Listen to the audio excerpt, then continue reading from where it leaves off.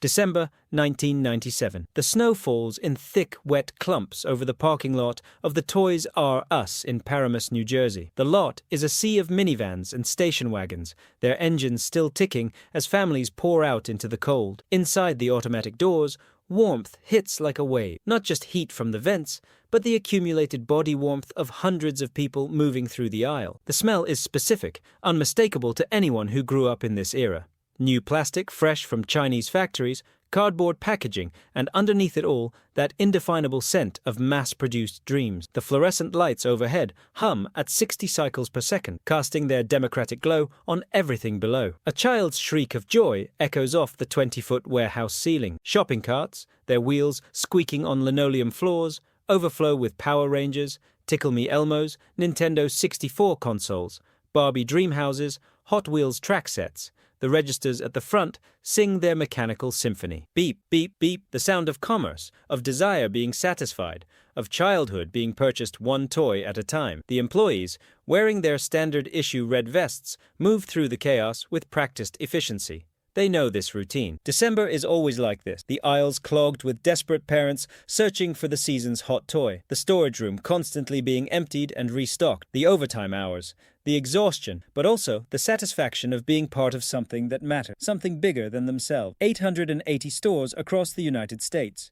over 1,500 globally, $15 billion in annual revenue flowing through these temples of childhood. 25% of all toys sold in America pass through Toys R Us registers. 1 out of every 4 action figures, 1 out of every 4 dolls, 1 out of every 4 video games. The company is not just dominant, it is the category itself. When parents think toys, they think Toys R Us. When children dream, they dream of walking these aisles. Jeffrey the giraffe stands at the entrance, a fiberglass statue towering 8 feet tall, his painted smile frozen in eternal welcome. He has stood there since the store opened 5 years ago. Children hug his legs. Parents take photos. He is more than a mascot. He is a guardian, a symbol of the magic contained within these walls. His spots are bright orange against yellow fur. His eyes are oversized, cartoonish, designed to trigger affection in the limbic system of human brains. He works. Children love him. Adults remember him. This moment, December 1997, is the peak.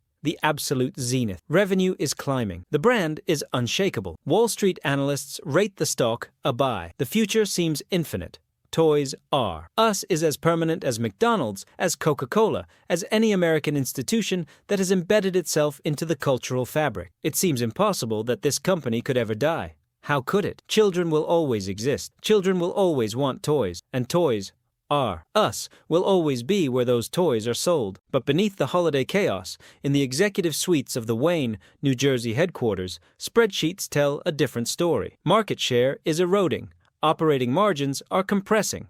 A competitor named Walmart, previously dismissed as a discount chain focused on groceries and household goods, has begun selling toys aggressively at prices Toys R Us cannot match. The company's legendary supply chain, once its greatest competitive advantage, is being outmatched by Walmart's even more legendary supply chain. The numbers are subtle, nothing alarming. A percentage point here, half a point there. But the trend is clear to anyone willing to see it. Charles Lazarus, the founder, stepped down as CEO 3 years ago. He remains chairman, a figurehead, but the operational control has passed to professional managers. Men in suits who speak the language of Wall Street. Men who understand EBITDA and operating leverage and comp store sales growth. Men who do not necessarily understand what Lazarus understood, that Toys R Us was not selling toys. It was selling the experience of being a child in a world designed entirely for children. The new executives see aisles and inventory and foot traffic. Lazarus saw desire and magic, and the strange alchemy that happens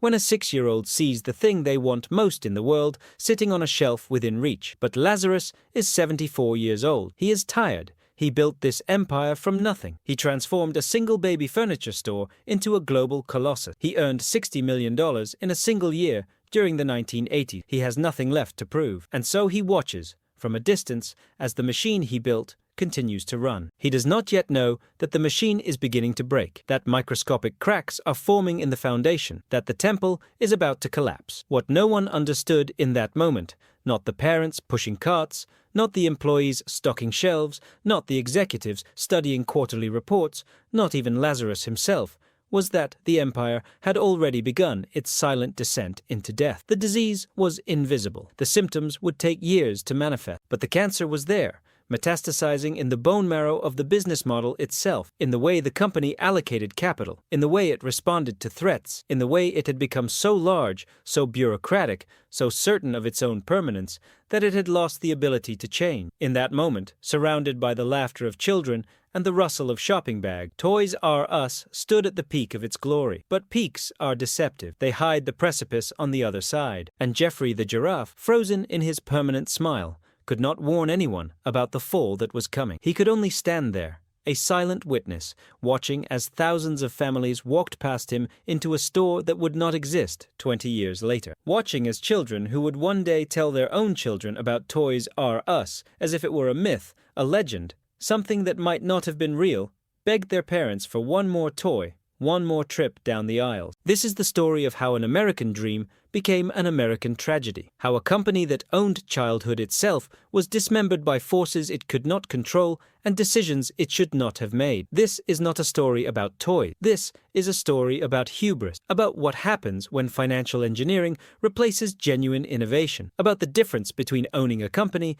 and strip mining it for parts. This is the autopsy of Toys R Us. April 1948, Washington, D.C. The war had been over for 3 years, but the city still carried the weight of it. Not the destruction. America had been spared that, but the transformation. The men who had left as boys had returned as something else, harder, older, ready to build. The GI Bill provided low-interest mortgages. The suburbs were expanding. The highways were being paved. America was about to enter the longest period of sustained economic growth in its history, and those men, those soldiers who had survived Normandy and Iwo Jima and the Battle of the Bulge, were getting married and starting families at a rate never before seen in human civilization. Charles Philip Lazarus understood this. 25 years old, son of a bicycle shop owner, veteran of the Army Cryptographic Corps. He had spent the war decoding enemy transmissions, breaking ciphers, looking for patterns in noise. The work had taught him to observe, to see what others missed, to understand that beneath the surface of chaos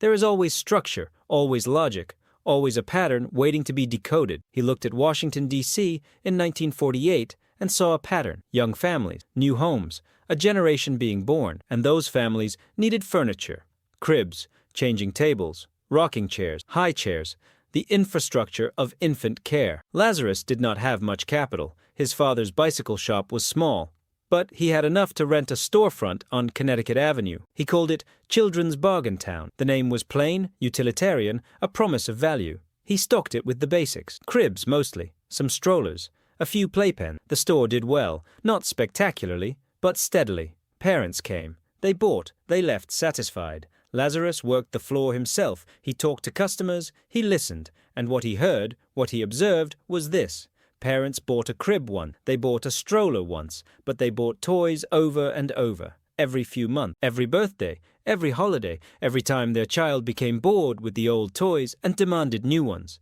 The margins on toys were better than the margins on furniture. The inventory turned faster, and unlike cribs, which were durable goods meant to last for years, toys were disposable, consumable.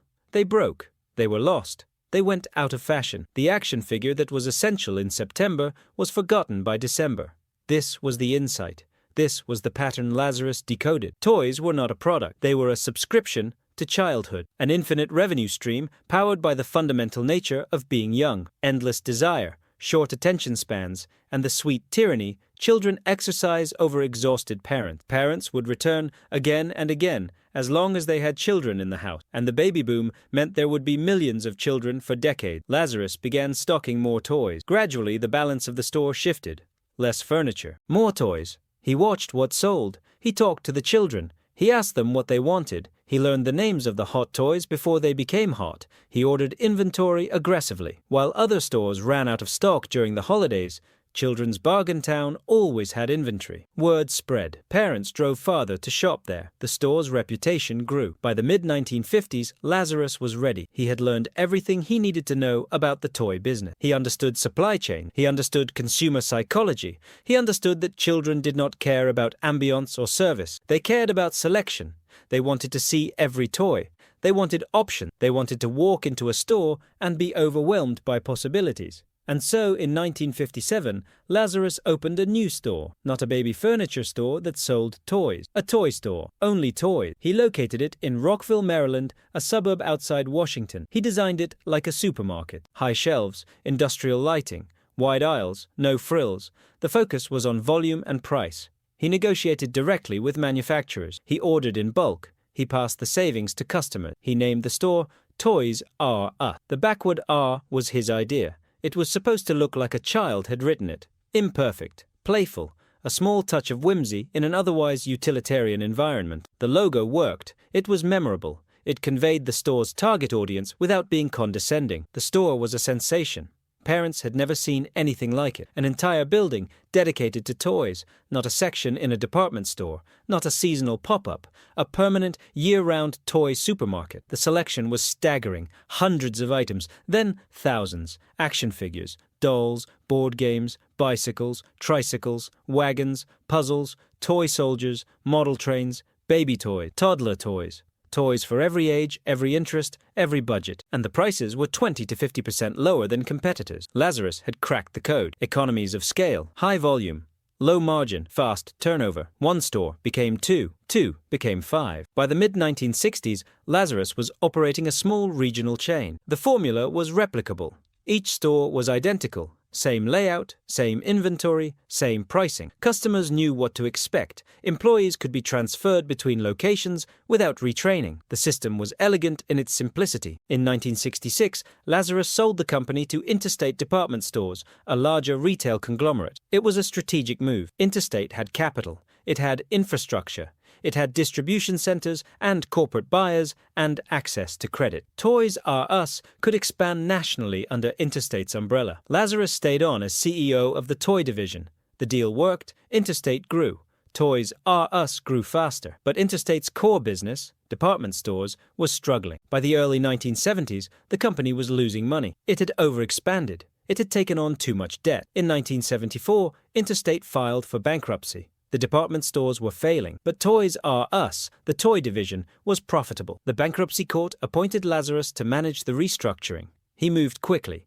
He convinced the court that Toys R Us was the valuable asset. The department stores should be liquidated. The toy chain should survive. When Interstate emerged from bankruptcy in 1978, it did so under a new name, Toys R Us, Inc. The child had consumed the parent. The toy stores had eaten the department stores alive. The company went public on the New York Stock Exchange in 1978. Lazarus was CEO.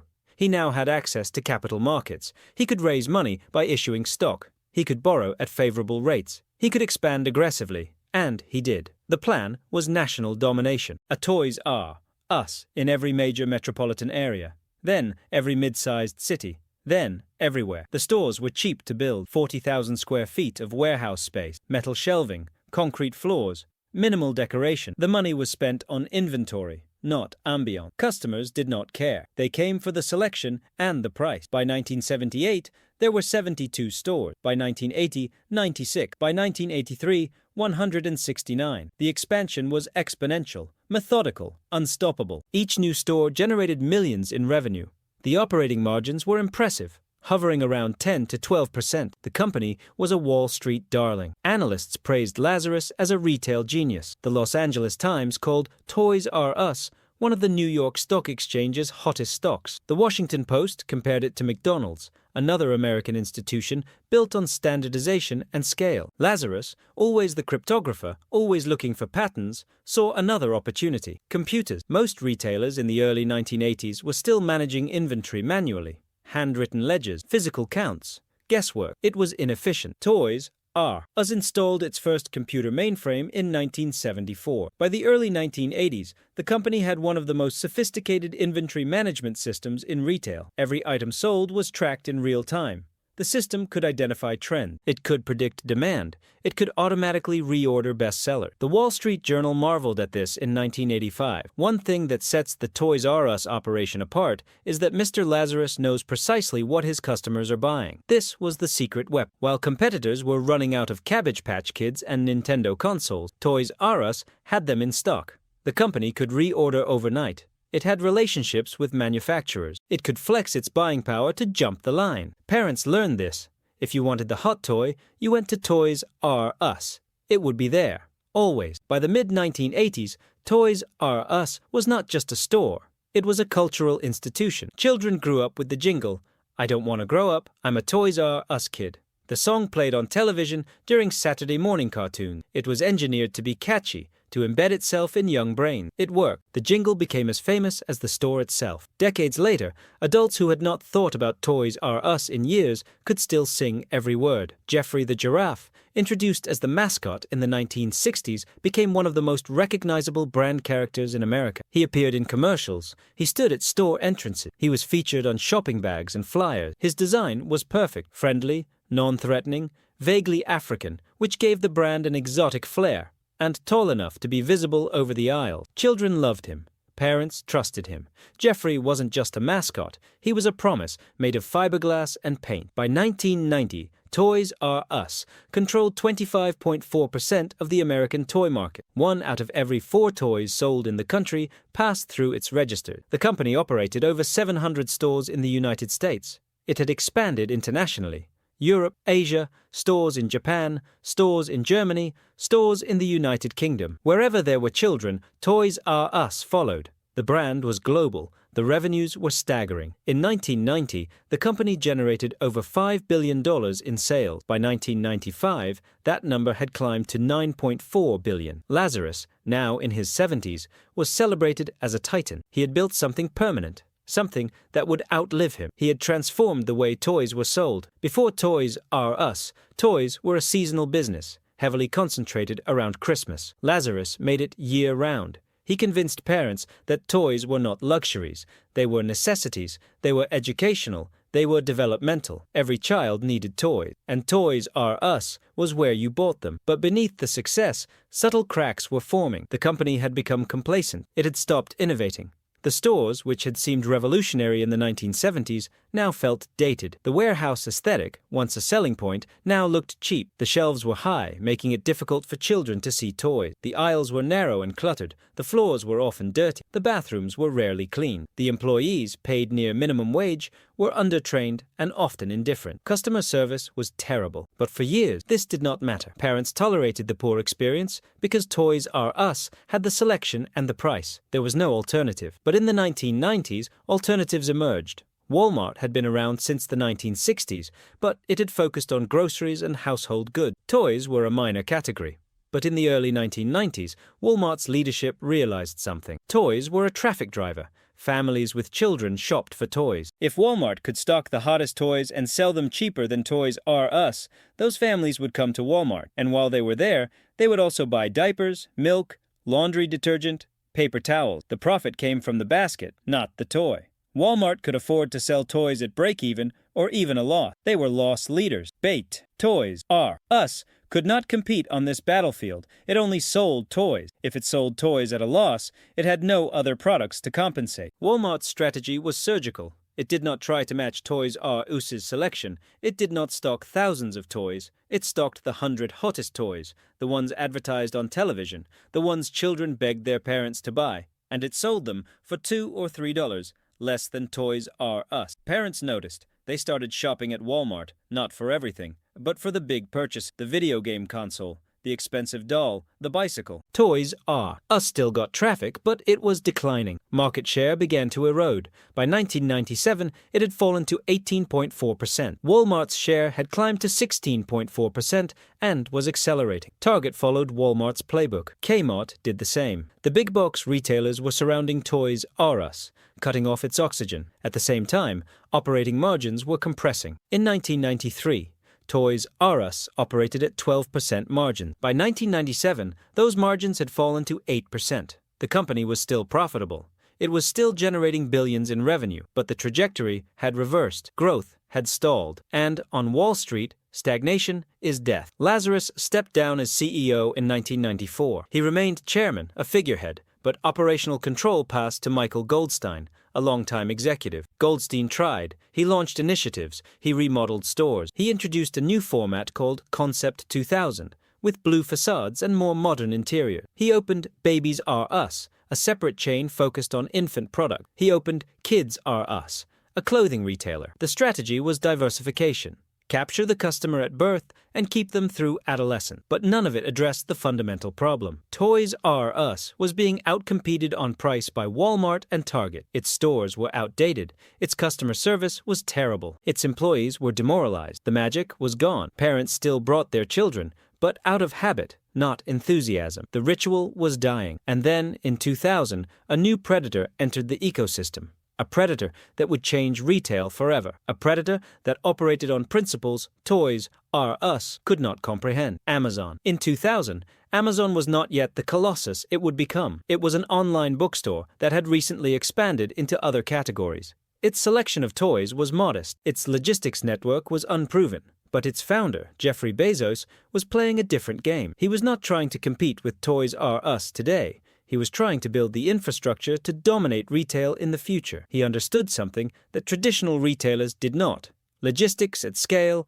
executed with precision, would eventually beat physical stores. Not immediately, not in 5 years, but inevitably. Bezos was patient. He was willing to lose money for years if it meant building the infrastructure. Amazon invested billions in warehouses, in technology, in delivery networks. It operated at a loss. Wall Street was skeptical. Analysts called it Amazon.bomb, but Bezos ignored them. He was building for a future where people would buy everything online, not just books, everything. In August 2000, Toys R Us signed a 10-year exclusive agreement with Amazon. The deal seemed prudent at the time. Amazon would handle the online storefront. Toys R Us would supply the inventory and product expertise. It was a partnership designed to combine Toys R Us's brand and supply chain dominance with Amazon's emerging e-commerce platform. Toys R Us paid Amazon $50 million per year, plus a percentage of sale. The deal was celebrated. Analysts praised it as forward-thinking. Toys R Us was entering the digital age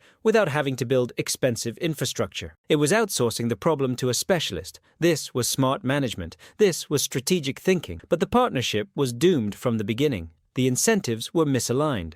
Toys R Us wanted Amazon to be a customer service channel, an extension of its stores. Amazon wanted to learn everything it could about toy retail so it could eventually do it better. Amazon was not a partner. It was a student. It was learning, observing, decoding the pattern. The relationship soured quickly. Amazon, driven by its own growth imperatives, began allowing other toy sellers onto its marketplace. Third-party vendors, small retailers, liquidators. The exclusivity clause in the contract was violated. Toys R Us noticed sales were lower than expected. Customers were complaining that items were out of stock on Amazon, even though Toys R Us had inventory. The platform was unreliable. In 2004, Toys R Us sued Amazon for breach of contract. The lawsuit dragged through the courts for 2 years. In 2006, a judge ruled in favor of Toys R Us. The exclusivity agreement was dissolved. Toys R Us was free to build its own e-commerce platform. But it was too late. 6 years had passed. 6 critical years during which Toys R Us should have been investing in technology, building fulfillment centers, developing its website, learning how to compete online. Instead, it had outsourced its digital future to a company that was now its most dangerous competitor. When the partnership ended, Toys R Us found itself years behind. Its website was rudimentary. Its fulfillment capabilities were non-existent. It had ceded the future. Amazon, meanwhile, had learned everything. It knew which toys sold, it knew when they sold, it knew pricing strategies, it knew supplier relationships, it knew margin, and it used that knowledge to build its own toy business. By 2010, Amazon was one of the largest toy retailers in the world. By 2015, it was the largest. It sold more toys than Toys R Us, more than Walmart, more than everyone. The convenience Amazon offered was irresistible. No need to drive to a store, no need to navigate cluttered aisles, no need to deal with surly employees, no need to wait in checkout line. You searched, you clicked. 2 days later, the toy arrived at your door. For parents, especially working parents, the time savings were enormous. An hour saved not driving to a store was an hour spent with their children. Toys R Us finally launched its own renovated e-commerce platform in 2012, but it was too late. Amazon had a decade head start. The Toys R Us website was slow. It crashed during high-traffic periods like Black Friday. The search function was terrible. The checkout process was clunky. Customers tried it once, had a bad experience, and went back to Amazon. Meanwhile, the physical stores continued to deteriorate. Not catastrophically, not in a way that made headline, but slowly, imperceptibly. the kind of decay that accumulates over years. Floors went unwaxed. Shelves were stocked haphazardly. Restrooms were not cleaned regularly. The air conditioning was turned off during non-peak hours to save money. The lighting, those fluorescent tubes that had hummed for decades, began to fail. Some were replaced. Others were not. Entire sections of stores were dimmer than they should be. The employees, always underpaid, saw their hours cut. Full-time positions became part-time. Benefits were reduced. Morale collapsed. Why care about a store that clearly does not care about you? Why provide excellent customer service when you are paid minimum wage, given no training, and told your hours might be cut next week? The employees became indifferent. They stopped greeting customers. They stopped offering help. They stood behind registers scrolling through their phone. Customers noticed the experience of shopping at Toys R Us, which had once been magical, became unpleasant. The store was still there. Jeffrey still stood at the entrance. The aisles were still full of toys, but something essential was missing. The soul, the sense that this place mattered, that it was special. Parents began to avoid it. They went to Target, which had invested billions in modernizing its stores. Clean, well-lit, organized, friendly staff. Or they ordered from Amazon. The only people still shopping at Toys R Us were those who had to, who needed a toy immediately and could not wait for shipping, who lived far from a Target or Walmart. The loyal became the desperate. By 2004, the company's stock was in free fall. Debt was accumulating. Sales growth had stopped. The board of directors was panicking. They initiated a strategic review, corporate euphemism for "we are open to being acquired." Private equity firms, always circling, sensed opportunity. Toys R Us, despite its problems, was still generating over $11 billion in annual revenue. It owned valuable real estate. The brand still had equity. It was, in the language of private equity, a platform that could be optimized. In March 2005, Toys R Us announced it had reached a definitive agreement to be acquired by a consortium of 3 firms: Bain Capital, Kohlberg Kravis Roberts, known as KKR, and Vornado Realty Trust. The purchase price was $6.6 billion. Think of it this way. Imagine buying a house worth $600,000, but you only put down $130,000 in cash. You borrow the remaining $470,000. Except here's the twist. The house itself is responsible for paying back the mortgage. Not you, the house. That's what happened to Toys R Us. The 3 firms contributed approximately $1.3 billion in equity. The remaining $5.3 billion was borrowed, and that debt was placed on Toys R Us's balance sheet. The company, not the acquiring firms, would be responsible for repaying it. This structure is called a leveraged buyout. When the deal closed in July 2005, the company's capital structure was inverted. Before the buyout, the company was healthy: 30% debt, 70% equity. After the buyout, it was drowning: 78% debt, 22% equity. The company now owed over $5 billion.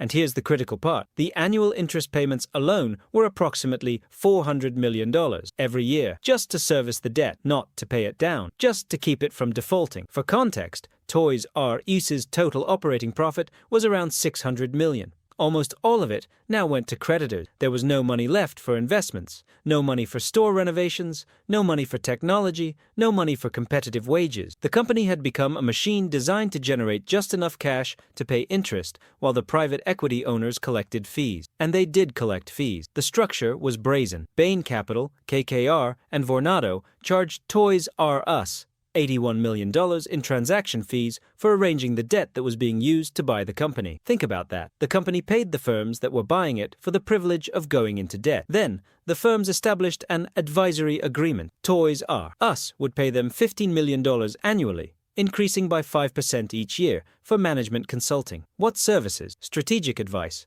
The kind of advice that, in theory, would help the company succeed. In practice, the fees were extraction. Between 2005 and 2017, Toys R Us paid these 3 firms approximately $470 million in fees beyond standard debt service. $470 million that could have been used to renovate stores, build an e-commerce platform, raise wages. Instead, it went to the firms that owned the company. This is how the game works. When the company succeeds, the private equity firm generates enormous return. When the company fails, the losses are borne by employees who lose their jobs, suppliers who are not paid, communities where stores close. The private equity firm, having extracted its fees, walks away. They didn't kill Toys R Us, they autopsied it while it was still breathing. But in 2005, this was not widely understood. The financial press covered the deal as a positive development. The company was going private.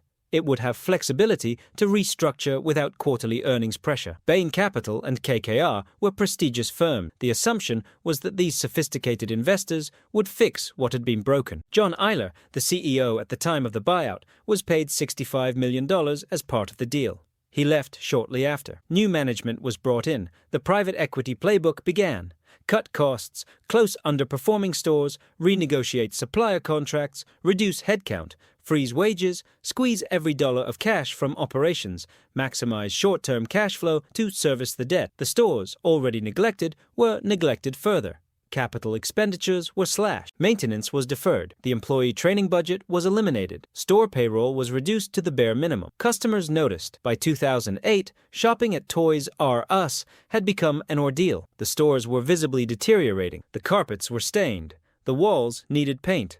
The bathrooms were often out of toilet paper and soap. The shelves were disorganized. Items were frequently out of stock, not because they were popular, but because the inventory management system had degraded. The legendary supply chain that had once been Toys R Us's competitive advantage was breaking down.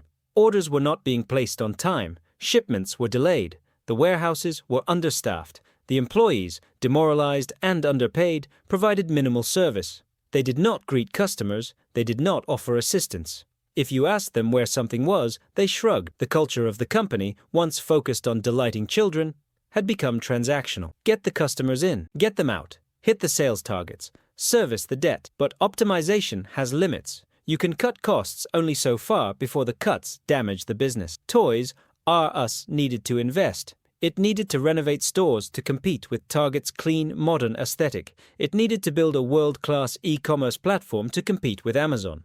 It needed to hire and train employees who could provide excellent customer service. It needed to invest in logistics, in technology, in marketing. But it had no money. Every dollar of profit, every dollar of cash flow was spoken for. The debt was a vampire. It drained the company dry. Jeffrey the giraffe still stood at the entrance of every store. But by 2010, he looked different. The paint was chipped. The fiberglass was cracked in places. Some stores had removed him entirely to save on maintenance. His smile, once so welcoming, now seemed grotesque. Jeffrey wasn't a mascot anymore. He was a hostage. If stories like this matter to you, if you want to understand how empires fall and why these patterns repeat, subscribe to this channel. This kind of investigation takes time. Your support makes it possible to continue excavating these corporate ruins. Let's return now to the final collapse. By 2010, it was obvious the leveraged buyout had failed. The plan had been to restructure the company, improve operations, and then take it public again. The private equity firms would sell their stakes at a profit, but the market was not cooperating. Toys R Us was not growing. It was shrinking. Market share continued to decline. Revenue was flat. The company was not investable. Between 2010 and 2013, Bain Capital, KKR, and Vornado made multiple attempts to launch an initial public offering. Each time, they filed preliminary paperwork.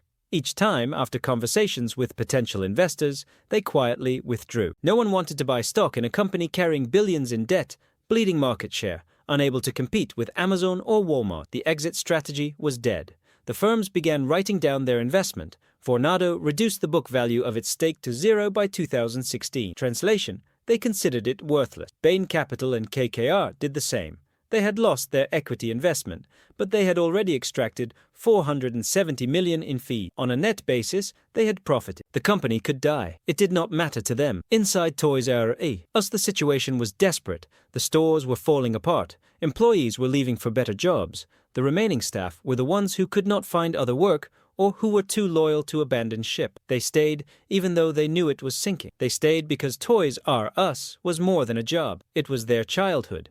It was the place they brought their own children. The company cycled through CEOs. Each one lasted 2 or 3 years. Each one promised transformation. Each one implemented some version of the same doomed strategy. Close underperforming stores, renegotiate supplier terms, invest modestly in e-commerce. None of it worked. The fundamental problem was structural. The debt was too large, and even if the company could invest, it was too late. Amazon had already won. By 2015, the toy industry itself was shrinking. Birth rates in the United States had declined since the Great Recession of 2008. Fewer children meant fewer toy purchases. More importantly, the children who did exist were playing differently.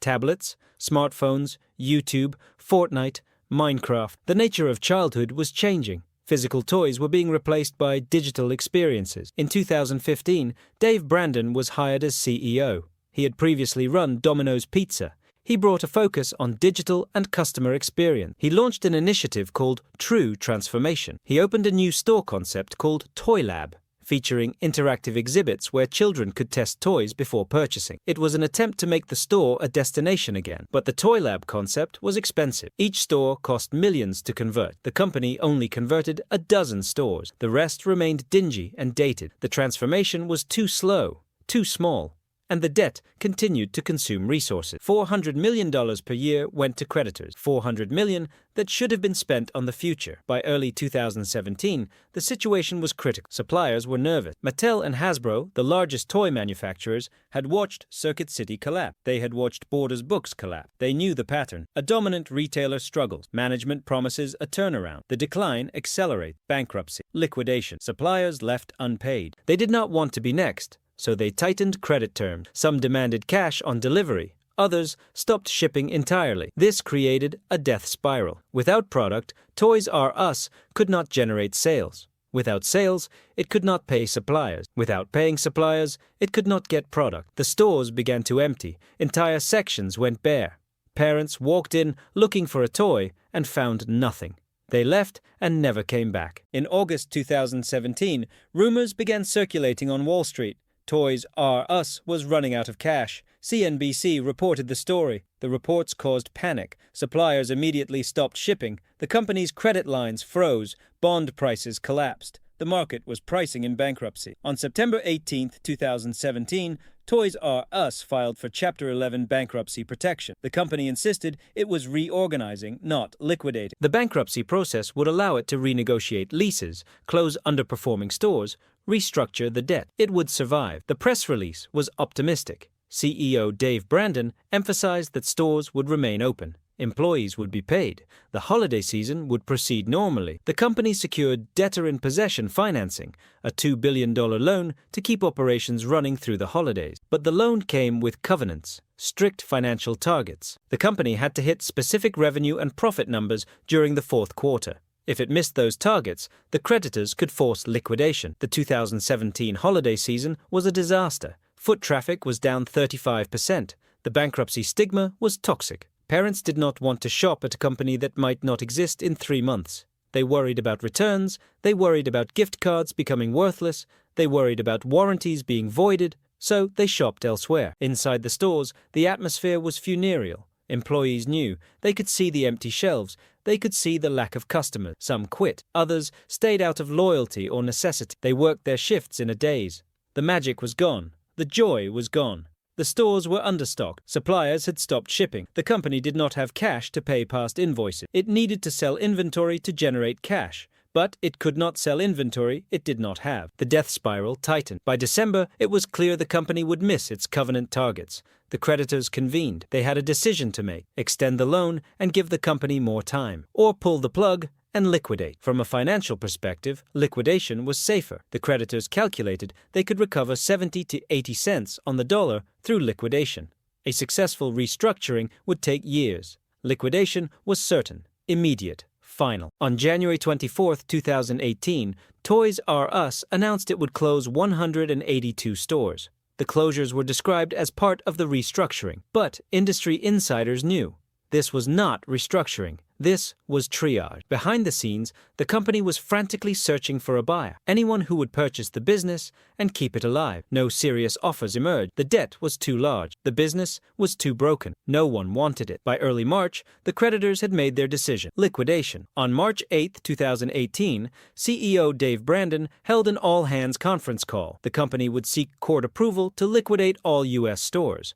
There would be no restructuring. There was no buyer. It was over. 33,000 employees would lose their jobs. Over 700 stores would close. On March 15, 2018, the bankruptcy court approved the liquidation. Liquidation sales would begin immediately. Everything must go. The fixtures, the shelves, the checkout counters, the inventory, all of it for sale. The goal was to convert everything to cash to repay creditors. 1 week later, on March 22, 2018, Charles Lazarus died. He was 94 years old. He died at Mount Sinai Hospital in Manhattan. The timing was heartbreaking. The company he had built, the empire he had spent 70 years constructing, was being torn apart. The stores were running liquidation sale. The employees were being fired without severance. Jeffrey was being auctioned off. Lazarus had visited the company's headquarters the previous year. Employees who met him said he was upbeat. He believed the company could turn around. He did not understand, or perhaps refused to accept, that the company was already dead, that the leveraged buyout in 2005 had been a death sentence. The liquidation sales began on March 23, 2018. Banners went up. Store closing. Everything must go. The discount started at 10%. Customers wandered through, searching for deals, but the selection was already picked over. As the weeks passed, the discounts increased. 20%, 30%, 50%. 70. By May, the stores were nearly empty. Entire sections were bare. The shelves had been sold. The fixtures had been removed. What remained looked like the aftermath of a hurricane. The employees worked through the liquidation. They had to. If they quit, they forfeited their final paychecks. So they stayed. They processed transactions. They answered questions. They dismantled the store they had spent years building. Some cried openly. Others became numb. The employees received no severance. Bankruptcy law prioritizes creditors over workers. The money recovered from liquidation went to banks and hedge funds. The workers got nothing beyond their final paychecks. Some had expected to retire from Toys R Us. They had planned their lives around this job. Now they were 50, 60 years old, suddenly unemployed. A group of employees tried to organize. They demanded that Bain Capital, KKR, and Vornado contribute to a severance fund. The firms refused. They issued statements expressing sympathy, but insisting they had no legal obligation. Technically, they were correct, but morally, it was obscene. By June 2018, the last Toys R Us store in the United States closed its doors. The website went dark. 735 stores were gone. 33,000 jobs were gone. The company that had once sold 1 out of every 5 toys in America no longer existed. The buildings remained. Empty husks scattered across suburban America. The signs were removed. The parking lots were empty. Weeds grew through cracks in the asphalt. Some locations were quickly re-leased. Others sat vacant for years. The spaces became symbols of retail's collapse. Today, in December 2025, 7 years after the liquidation, Toys R Us exists only as a ghost. The intellectual property was purchased by an investment firm called WHP Global. They have attempted to resurrect the brand. They opened small stores inside Macy's department store, perhaps 400 locations. Each store is a few thousand square feet tucked into a corner of Macy's. The selection is limited, a few hundred toys. The prices are not competitive. The experience is sterile. They have also relaunched the website. It functions. You can buy toys, but it is not meaningfully different from Amazon. There is no reason to shop there beyond nostalgia. And nostalgia, it turns out, is not a business model. The executives at WHP Global speak enthusiastically about the relaunch. They cite consumer surveys showing high brand recognition. They believe the brand can be rebuilt, but they are wrong. Brands are not logos. They are not mascots. They are the accumulation of experiences. Toys R Us was not just a store. It was a ritual. It was the experience of walking through automatic doors and being overwhelmed by selection. It was the smell of new plastic. It was the sound of shopping carts squeaking. It was being a child in a space designed entirely for children. That is gone. It cannot be recreated by opening boutique stores inside department stores. The world that allowed Toys R Us to exist has been replaced. Children today do not play the way children played in the 1980s. They do not beg for action figures. They beg for Robux. They beg for Fortnite skins. They beg for screen time. Physical toys still exist, but the market has shrunk, and the companies that dominate it adapted. Toys R Us did not adapt. It could not adapt. The debt made adaptation impossible. Every dollar that should have been invested in the future went to servicing debt. The private equity firms extracted their fees. The creditors got their interest. And the company, starved of resources, withered and died. There are lessons here. Debt is a weapon. Leveraged buyouts, when structured to maximize extraction, do not revitalize companies. They loot them. The system is designed to allow this. The risks are socialized. The profits are privatized. Brands are fragile. They require constant investment. The moment you stop investing in customer experience, you begin to die. Toys EIR. Us believed its brand was strong enough to survive neglect. It was not. Disruption is not optional. Amazon did not kill Toys R Us. The leadership of Toys R Us killed Toys R Us by refusing to take Amazon seriously. The partnership in 2000 should have been a wake-up call. Instead, the company treated it as a solution. It outsourced its future to a competitor. Employees are not line items. They are human beings. When companies fail, the people who suffer most are the workers. They deserve better. Bankruptcy law should prioritize employee severance. It will not, but it should. Childhood is not merely a market. When companies like Toys R Us collapse, they do not just destroy jobs. They erase memories. They disrupt rituals. A generation grew up going to Toys R Us. The next generation will not have that. Something has been lost. There is a photograph that circulates online. It shows the interior of an abandoned Toys R Us.